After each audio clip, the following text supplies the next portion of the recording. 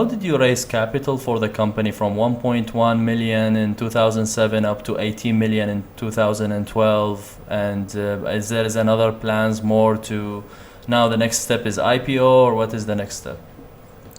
Yeah, so in 2007, we raised 1.1 million from a couple investors, but that process was actually the opposite of most venture capital processes. Michelle Goldberg from Ignition and Kelly Smith from Curious Office, they actually pitched me. They sat down, took me out to lunch a bunch of times. We're like, Rand, we think you can build something special. We'd love to fund this. And they convinced me to take money, which is really weird. That doesn't usually happen. In our subsequent rounds, we tried to raise money a few more times in 2009, 2010, 2011, and we actually failed at that. But in 2012, I started talking to some investors early in the year, and one of the people I reached out to hoping to get introductions to investors was actually Brad Feld from Foundry. So for some reason, I thought that Foundry only did early stage deals, and so I figured they weren't a match for us because we were trying to raise, between 20 and 25 million at that point.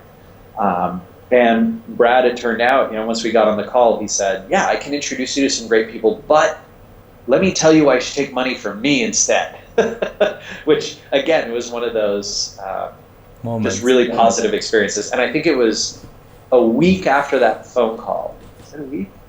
Maybe it was only 5 or 6 days after that phone call, we basically had a handshake deal on the agreement. So it was just a wonderful process with Foundry. I love those guys. I think Brad is a tremendous investor and has become a great friend too.